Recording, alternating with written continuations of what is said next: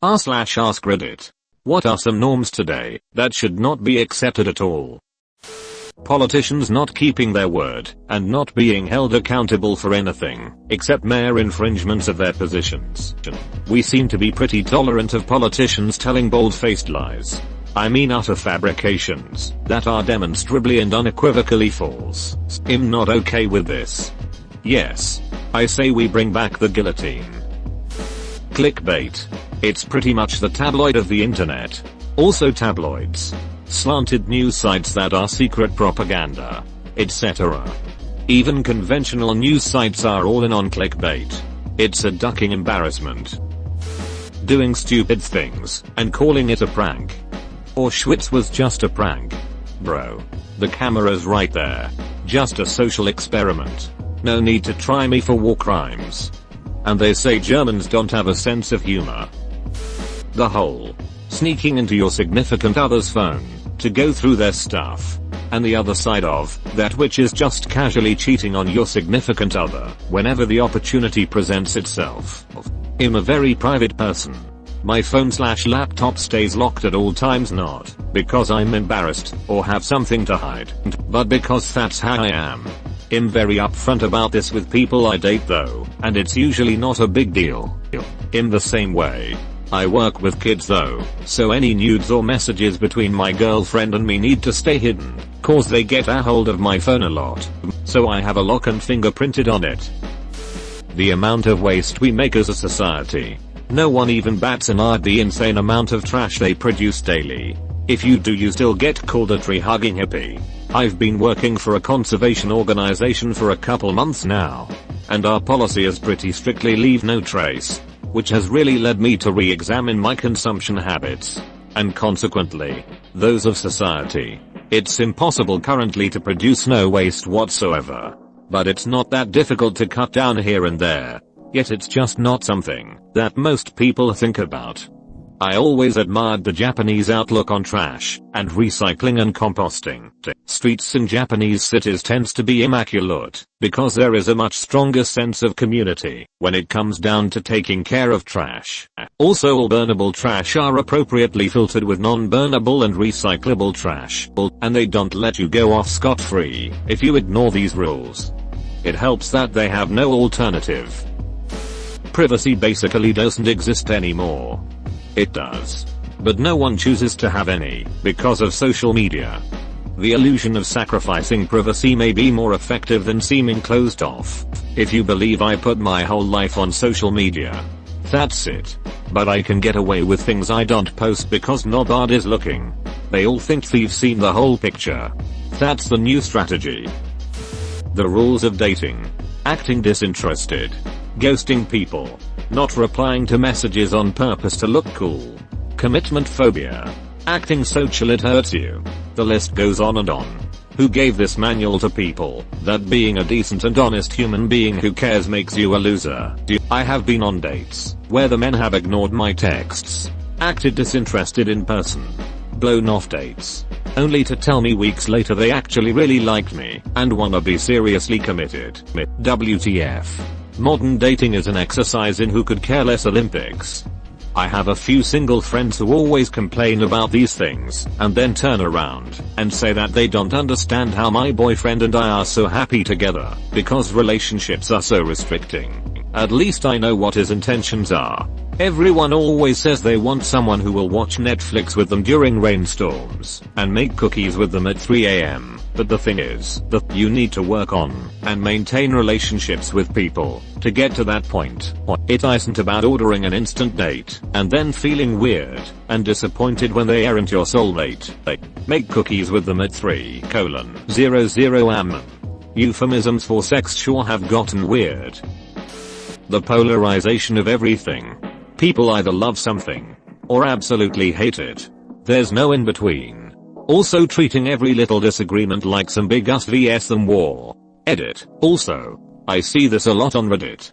But acting like sitting on the fence is wrong. And that anyone with a neutral opinion is just trying to feel superior to the other sides. This XKCD. https://xkcd.com/774/ The fact that teachers nowadays are afraid of losing their jobs because they told a set of parents that their child isn't perfect. I'm a teacher and this is so true. It's incredibly sad that some parents can't accept the fact their child makes mistakes. I can't imagine what types of adults these kids will grow up to be. Damn, I was in school until 2008 and literally everything was my fault when I told the parents. Had the following exchange with my ed teacher one day. Why haven't you asked for help yet, Smaug? I haven't needed any, sir. I think my website's looking pretty. Get outside and wait in the hall. He got bar locked when I got home and told my mom he'd been kicked out of class and had a week of lunchtime detentions. Apparently the teachers are there to help you and you should ask for help, and it didn't matter that I didn't actually need help. I should have still asked according to my mom. It wasn't even like I was some quiet kid who never contributed. I just followed his basic instructions at the beginning of every lesson and made my shitty little website. At the first detention he looked over my work and went, yeah, it's good, there's nothing you need to do to it. He still had to complete the week of 30-minute lunchtime detentions though. The bastard. Ghosting. Though we didn't call it that when I was dating. If you've never been on a date with someone and just texted/spoke on the phone a few times, then fine. Otherwise, if you've been out a few times, a few weeks, a few months, I mean, come on. I know telling someone you don't want to see them anymore is an ugly conversation. But just do it and get it over with.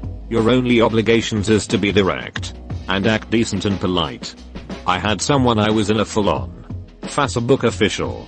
Met my mom. Relationship with do this to me. He stopped replying. Days went by.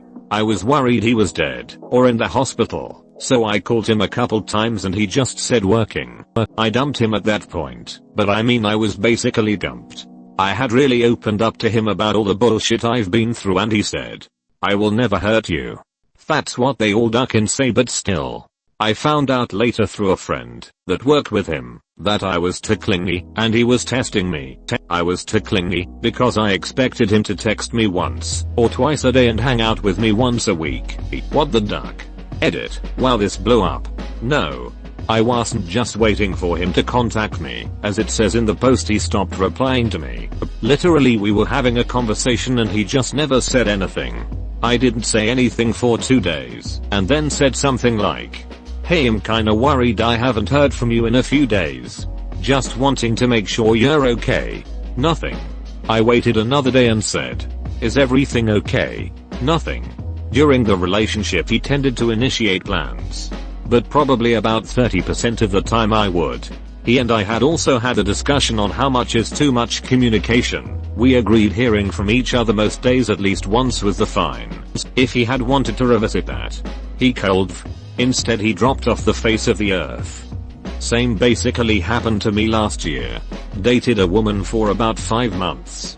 Things going great. Then one day she stopped answering my calls and texts. I was seriously concerned that something had happened to her. Even went by her house several times but no luck. After a week of no contact I gave up and moved on with my life.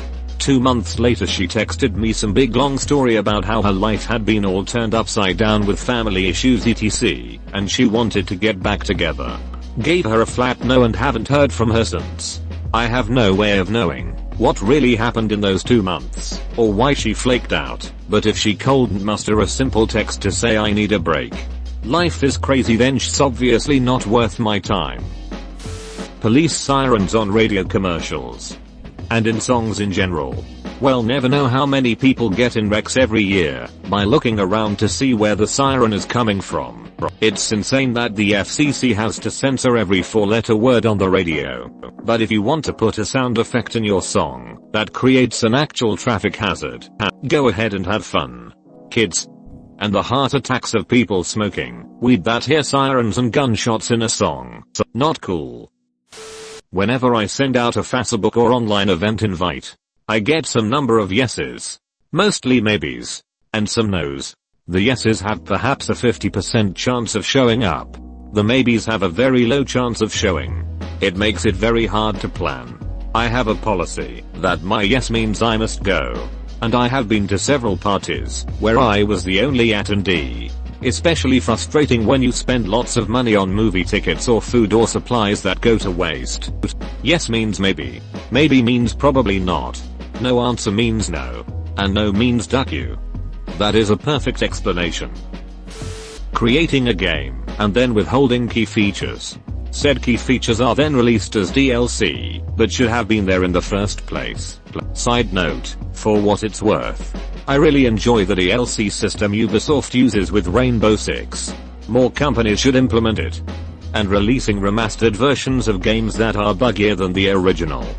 Also charging $15 for a map pack when the original 10 years ago was $10. And not to mention this remaster was also a special edition game add-on where you were forced to buy the 80 copy instead of just $20. Modern Warfare Remastered. Saying I'm going to kill myself is a normal thing and we don't take it seriously anymore.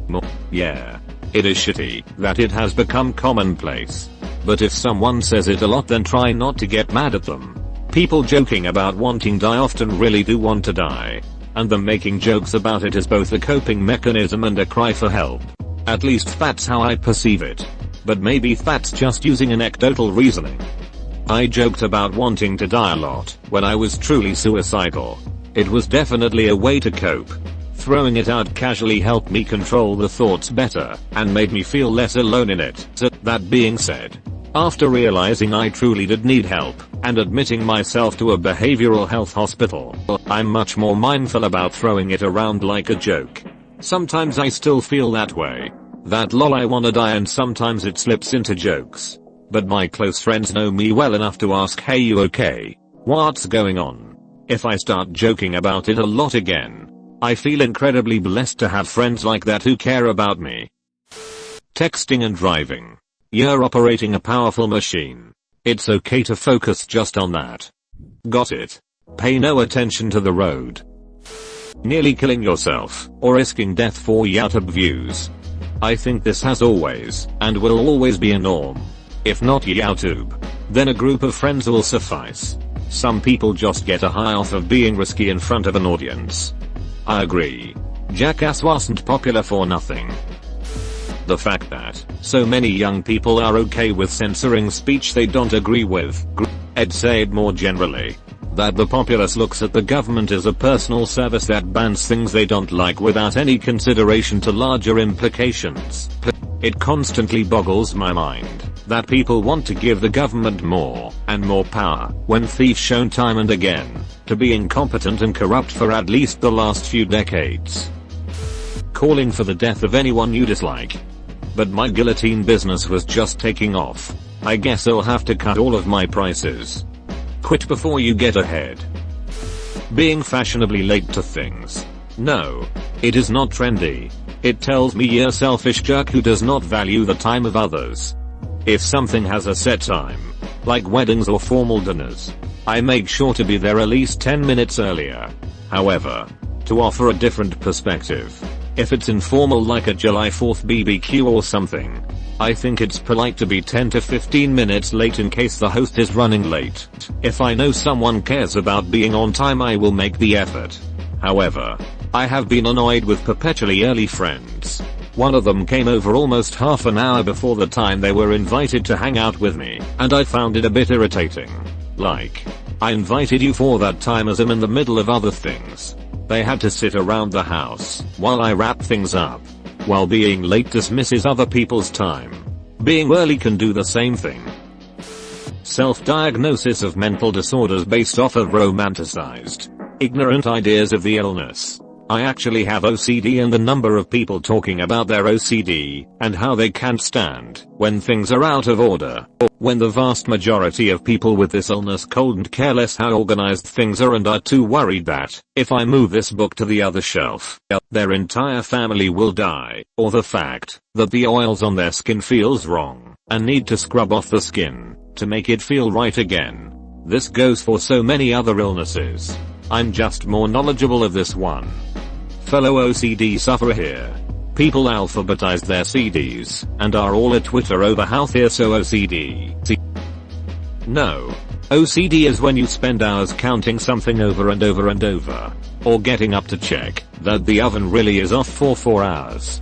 To non-OCD people reading this, we know it's totally illogical, and we don't really want to eat, but our mind gets stuck in this mode that's hard to explain to someone who isn't obsessive compulsive. Believe me, it's a miserable condition. Ducking, thank you. Not an OCD sufferer, but I did suffer from severe depression, anxiety and PTSD. My friend, upon finding out, suddenly revealed her own problems: depression, anxiety and PTSD. These were all self-diagnosed, and whilst I was willing to help her, she displayed none of the symptoms of any of the illnesses. Digging a little deeper, I found out she didn't want to go to a doctor, because I know myself better than they do. Anytime I had a panic attack, she had one. An obviously fake one. She shouted at me for getting more attention when I cried than her. I did not want the attention at all, and even tried to tell me I wasn't actually depressed. Bonus round, I wasn't actually depressed, according to her, because she's the only one around like this. Luckily the rest of my friends ignored her bullshit and she quickly left the 6th form to go to college, because my teachers will do my work there if my anxiety is bad. Duck you Tumblr for ruining so many people's perception of mental illnesses.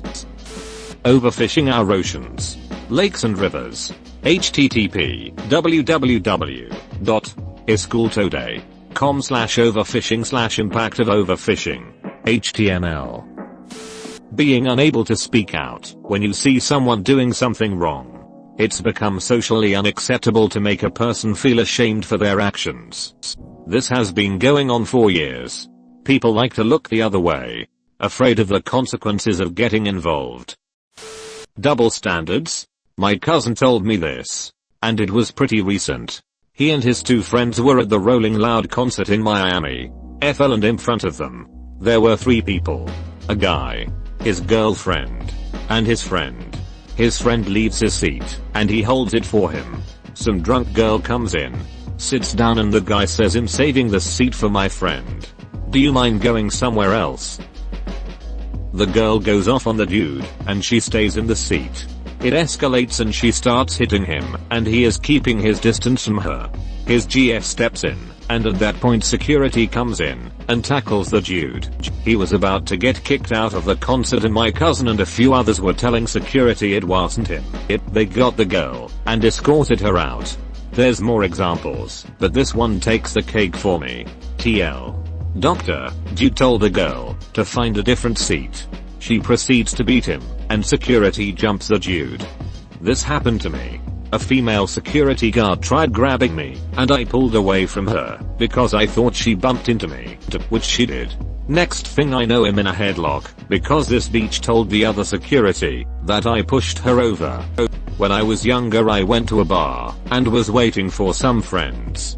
A bachelorette party rolled on in, and was doing one of those scavenger hunt type deals, where apparently one of the items was a guy's underwear. I'm sure plenty of guys would have volunteered, but I was asked and said no. I laughed and joked, because they seemed to just be having fun. But apparently no wasn't an acceptable answer. 4 girls tried to hold me down, and take my pants off against my will. In public. A room full of people all stood and laughed, until I went "duck this," and threw them off me. Things then changed from funny to everyone booing, and security telling me to leave, threatening to call the police. I told them to duck off and please do, which resulted in a fight between me and 3 of them, and a collective cheer when they finally got me out the door. Ed put one of them down, and done some damage on the other 2, who were trying to drag me around the back, no doubt to kick the shit out of me. When my friends arrived, and they decided to just ban us all for life. I imagine that if me and my mates went into a pub and held a random unwilling girl down in order to steal her underwear, things would have gone quite differently. The fact that Flint still doesn't have clean water. Along with that, how the residents are being expected to pay the water department or feel be removed from their homes. Not like most of those people want to stay there anymore. But it's kicking people when they're down, and it's fucking upsetting. Rioting over goddamn anything. Conservative speaker at a university? Riot. Your team lost the soccer game. Riot. Too many riots. Riot. It's fucking insane. I think we should riot over this. calling things autistic, or using autist/autism as an insult. Spurgy or Spurglord. I work with a dude with Asperger's, and although I don't like his work ethic, he's polite and friendly and rambles about his favorite games and movies. That's how I know he is on the web frequently. And the idea that strangers are going around throwing his condition around like an insult is so sad to me. I have a form of autism as well. Really not afraid to share it online, because it hardly matters. I really don't get insulted at all when people yell you're being autistic at others. That's way too PC. We call other people kittens and girly and gay all the time and nobody cares. I don't exactly see the issue with calling people autistic or retarded. Maybe I'm overlooking something. I can't tell others how to live their lives. As a gay guy, I totally feel you on this. One of the worst parts about coming out to friends and family is that everyone acts like it's the end of the world if they call something gay. WTF, I do that too, and it's not a big deal. Honestly, if the biggest concern you have is someone using your condition/orientation as an insult, you have a pretty sweet life. The boys will be boys argument. Everyone regardless of anything is held accountable for their actions. Unless some mental disability. Being socially awkward is considered cool or common. I don't remember where I heard it, but when my parents were growing up, being awkward was just considered you were a shy person. I think we are dehumanizing as a whole by constantly labeling ourselves. Being actually socially awkward isn't cool. From what I've seen, people who call themselves socially awkward are usually using self-deprecating humor, or being modest, or talking through an insecurity.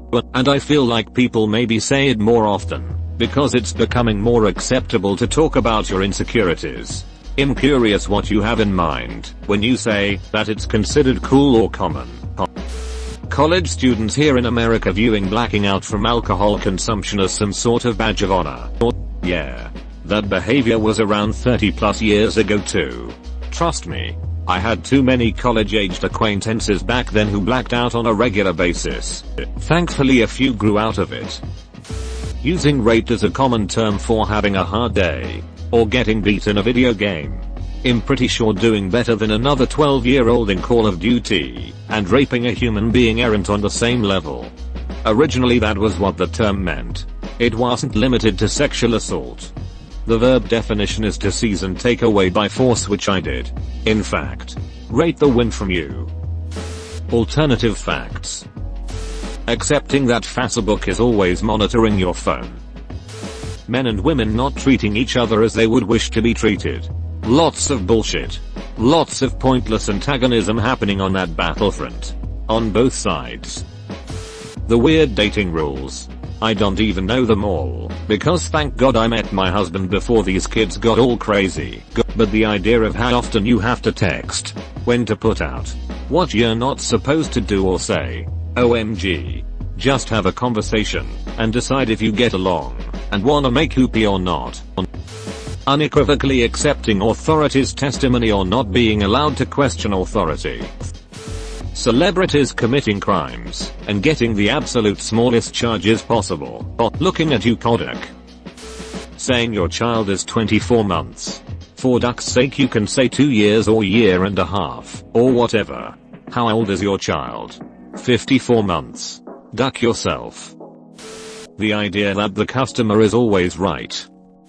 When you pull over on the side of the street to park where two cars could obviously fit, but you park in the middle area instead of leaving room for a second car. Having to follow gender roles. Like I'm male and everyone expects me to like sports, cars and all that, but I'm just here saying I like to dance. Ugh, I hate when PPL always expect things like this of others. You can dance if you want to, you can leave your friends behind.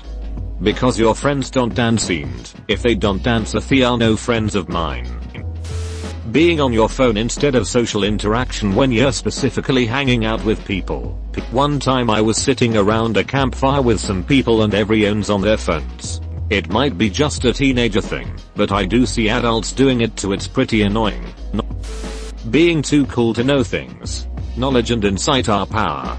Stop leaving that to the neckbeards, so you can go back to picking filters on Instagram. Knowing something unforgivable is going on, and not do a thing about it. The Chechen gay genocide that is going on right now jumps to mind. Homelessness. Being overweight. It's the majority of the population now, and needs to change. Eat less. Being an a-hole on the internet, and then calling it trolling. Leaving a shopping cart in the middle of the parking lot. Daylight savings time.